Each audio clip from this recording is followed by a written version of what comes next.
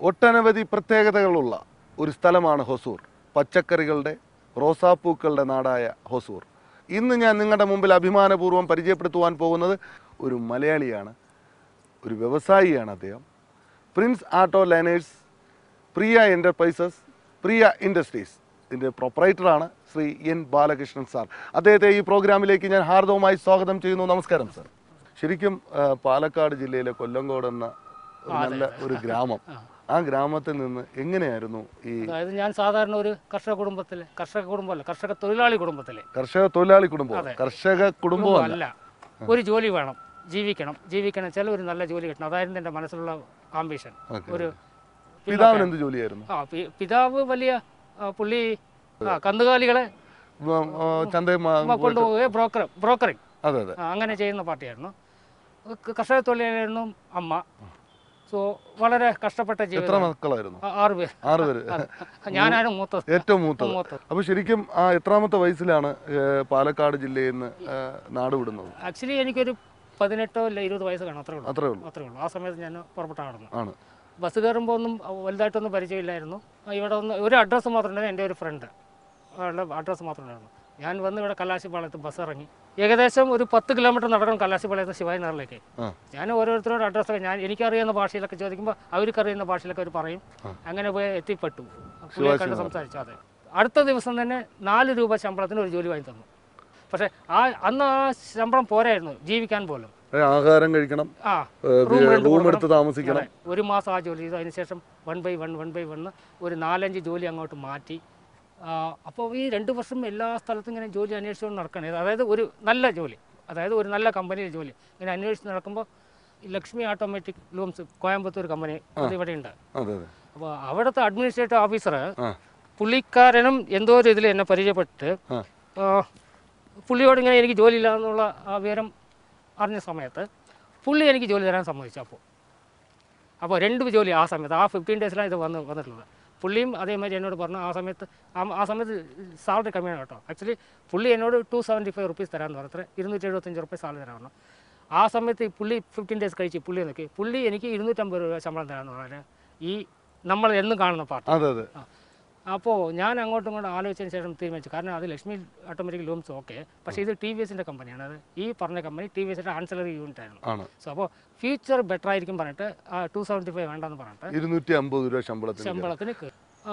Unfortunately TVSൽ അന്ന് ചെറിയ കുഴപ്പങ്ങളൊക്കെ ഉണ്ടായിരുന്നു. അന്നത്തെ ഒരു ചെറിയ തൊഴിലാളികളൊക്കെ ഉണ്ടായിരുന്നു.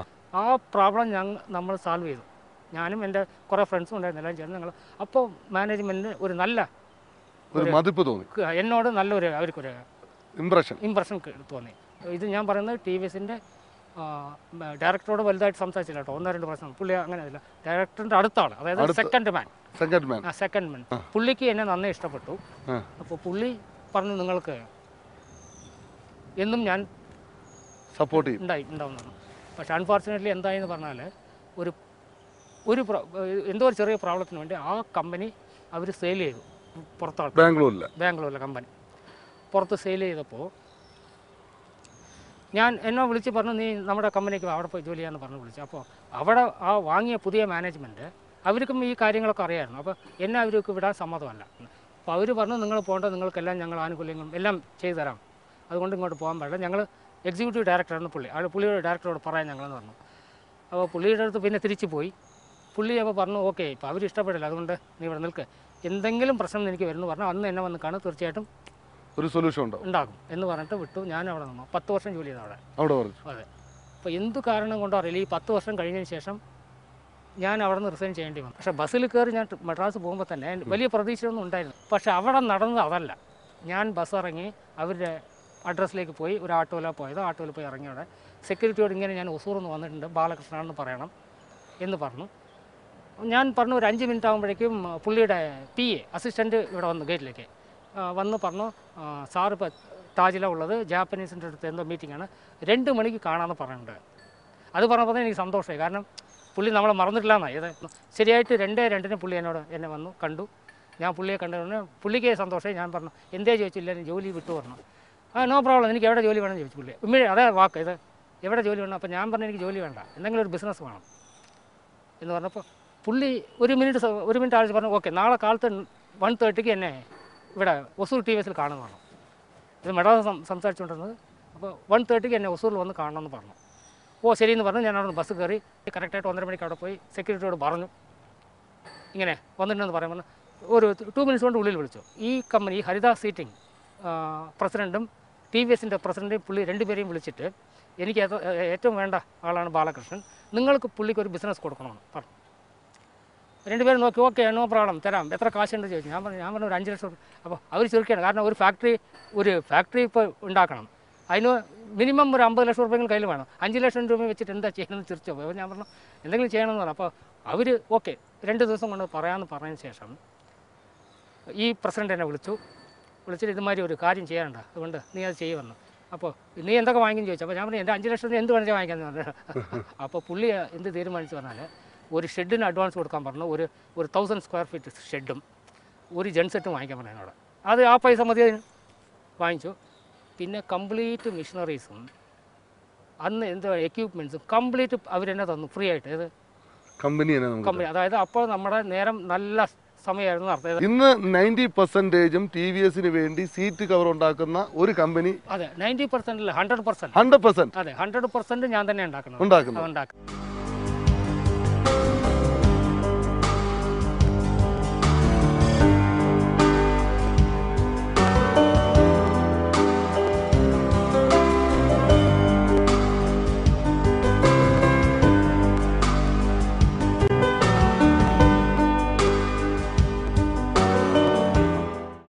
പ്രിയ എന്റർപ്രൈസസ്. പ്രിയ എന്ന് പറയുന്ന മകളായിരിക്കും. എത്ര കുട്ടികളാണ്? 2 കുട്ടികളാണ്. ഒരുത്തി പ്രിൻസി, മൂത്ത ആള് പ്രിൻസി, രണ്ടാമത്തെ ആള് പ്രിയ. അതാണ് പ്രിൻസ്. ഓക്കെ. ഇവിടെ എന്തൊക്കെയാണ് മേജറായിട്ട് നടക്കുന്നത്? ഇവിടെ മേജറായിട്ട് ഈ ട്രക്കിന്റെ സീറ്റ് ഫ്രെയിമാണ് നമ്മൾ ഉണ്ടാക്കുന്നത്. അതിന് വേണ്ട equipments just like tube bending plus. ആദ്യം നമ്മൾ തുടങ്ങിയ പ്രിൻസ് ആട്ടോ ലൈനേഴ്സ് സീറ്റ് കവർ മാത്രമായിരുന്നു. സീറ്റ് കവർ അതിനോടനുബന്ധിച്ച് പിന്നെ നമ്മൾ അതിന് ശേഷമാണ് ഇതൊക്കെ. ഇവിടെ എത്ര പേരാണ് ജോലി ചെയ്യുന്നത്? ഇവിടെ ഒരു 10 പേരാണ്. 10 പേര് ജോലി ചെയ്യുന്നു. നമുക്ക് ഇനി പോകേണ്ടത് പ്രിയ ഇൻഡസ്ട്രീസ് ആണ്. പ്രിയ ഇൻഡസ്ട്രീസിൽ നടക്കുന്ന ആക്ടിവിറ്റീസ് നമുക്ക് പോയി കാണാം.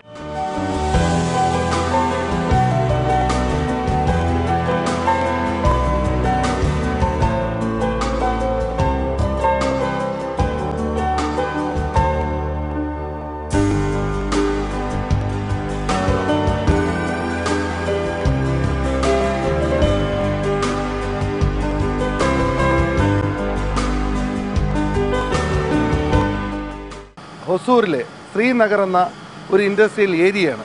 ഇവിടെയാണ് പ്രിയ ഇൻഡസ്ട്രീസ്. ഇവിടെ TVS സാർ നേരത്തെ പറഞ്ഞതുപോലെ TVSൻ്റെ സീറ്റ് ഫ്രെയിമിൻ്റെ ബീഡിങ്, സ്ലീവ്, പിന്നെ കോമ്പോണൻസ് അത് മാനുഫാക്ചർ ചെയ്യുന്നതാണ്. ഇവിടെ മൂന്നാമത്തെ കമ്പനിയാണ്. ഇത് TVSന് മാത്രമല്ല, ഞാനൊരു 15 കമ്പനി സപ്ലൈ ചെയ്യുന്നുണ്ട് ഇവിടെ നിന്ന്. കാരണം ഈ ഇലക്ട്രിക്കൽ സ്ലീവ്, ഈ വണ്ടിക്ക് വരുന്ന വയറിംഗ് ഹാർനസ്, നമ്മുടെ സ്കൂട്ടറിനും മോട്ടോർ സൈക്കിളിനൊക്കെ വരുന്ന വയറിംഗ് ഹാർനസ് ഉണ്ട്. ആ വയറിംഗ് ഹാർനസിന് ഇൻസെർട്ട് ചെയ്യുന്ന വിടുന്ന ഒരു സാധനമാണ് ഞാൻ പറയുന്നത് ഈ സ്ലീവ്. സോ ആ സ്ലീവിനകത്ത് വയറൊക്കെ ഇൻസെർട്ട് ചെയ്തിട്ട് എന്നിട്ട് എവിടെ വേണമെങ്കിൽ അത് കൊടുക്കുന്നത്. ആ സ്ലീവ് ഞാൻ 15ഓളം കമ്പനിയിൽ ചെയ്യുന്നുണ്ട്. ഇതൊന്ന് നമുക്ക് നോക്കിക്കാണാം. ഇത് നമ്മുടെ ബീഡിംഗ് ആണ് അല്ലേ? ഈ ബ്ലൂ കളറാണ് ബീഡിംഗ്. അത് എന്ത് കളറിലും വേണമെങ്കിൽ ചെയ്യാൻ പറ്റും. ബാച്ചാണ് യെല്ലോ, ഗ്രീൻ, റെഡ്, എന്ത് കളറിൽ വേണമെങ്കിലും ചെയ്യാൻ സാധിക്കും.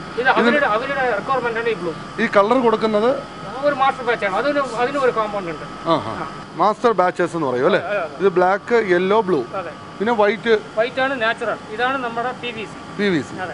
ഇതാണ് നമ്മുടെ റോ മെറ്റീരിയൽ. ഇതിൽ നിന്നാണ് നമ്മൾ ഇത് ചെയ്തുണ്ടാക്കിയിരിക്കുന്നത്. ഇനി നമ്മൾ പോകേണ്ടത് പ്രിൻസ് ആട്ടോ ലൈനേഴ്സ്. അവിടെയാണ് നമ്മളെ സീറ്റ് കവറും ഒക്കെ ഒരുപാട് പേര് ജോലി ചെയ്യുന്നത് അവിടെയാണ് അല്ലേ?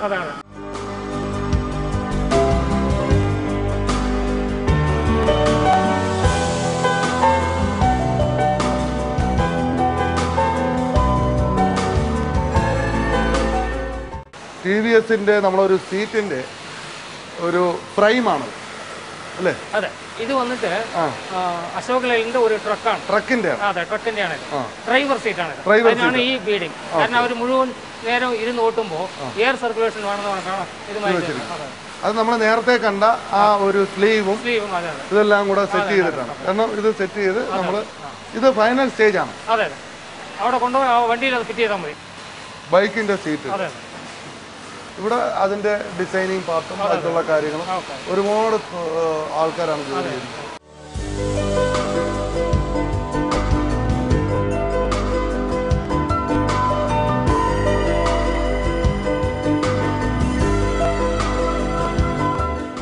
വളരെ സന്തോഷം തോന്നുന്നു സർ. കാര്യം ഇത്രയും 3 ഫാക്ടറികൾ വളരെ ഒരു കൃത്യനിഷ്ഠയോടുകൂടി അവിടെ വർക്ക് ചെയ്യുന്ന തൊഴിലാളികൾ, അവരുടെ നേതൃത്വ സ്ഥാനത്തിരിക്കുന്ന ഒരു ലീഡർഷിപ്പ് ക്വാളിറ്റി.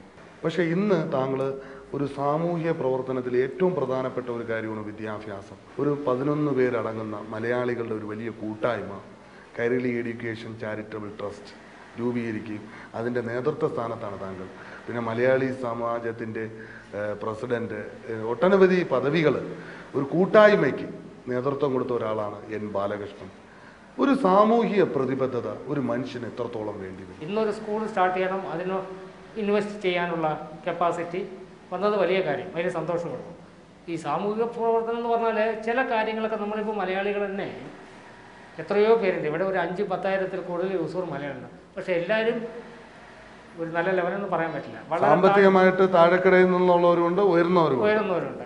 ഈ താഴെ കിടക്കുന്നവർക്ക് എന്തെങ്കിലും ഒരു സഹായം നമ്മളെ കൊണ്ടാവുന്നത് അത് ചെയ്യണം എന്നുള്ള ആ ആംബിഷനോടെയാണ് നമ്മളിപ്പോൾ ഇതൊക്കെ ചെയ്തുകൊണ്ടിരിക്കുന്നത്. എല്ലാ മാസവും ഹൊസൂറിലെ ഒരു 4-5 കുട്ടികൾ, അതായത് എയ്ഡ്സ് ബാധിച്ച കുട്ടികൾ, അവർക്ക് മാസം ഒരു 500-1000 രൂപ വെച്ച് കൊടുക്കുന്നുണ്ട് ഞങ്ങൾ മാസാമാസം. അതായത് ഈ മെഡിസിന് വേകുന്നത് അത് അവർ ചെറിയ കുട്ടികളുണ്ടോ, 10 വയസ്സും 12 വയസ്സായ കുട്ടികളുണ്ട്. ഇവിടെ ഒരു 5-6 പേരുണ്ട്. അപ്പോൾ ഇവർക്ക് ഇത് കൊടുക്കണമെന്ന് നമ്മൾ തീരുമാനിച്ചാണ് നമ്മുടെ ഈ 11 പേര് നമ്മുടെ ട്രസ്റ്റിൽ നിന്ന് പൈസ കൊടുക്കുന്നുണ്ട്. ഓക്കെ, അതുമാതിരി അയക്കാം, അല്ല അതുമാതിരിയുള്ളത് ഈ ഹാർട്ട് ചെക്കിങ് ഇതുമാതിരിയൊക്കെ ചെയ്യും.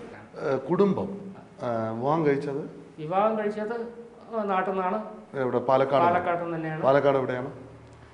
കൊല്ലംകോട്ട് അടുത്താണ്. വൈഫിന്റെ പേര് വസന്ത. 2 മക്കൾ. പ്രിൻസിയും പ്രിയയും. നേരത്തെ പറഞ്ഞു പ്രിൻസിയും പ്രിയ.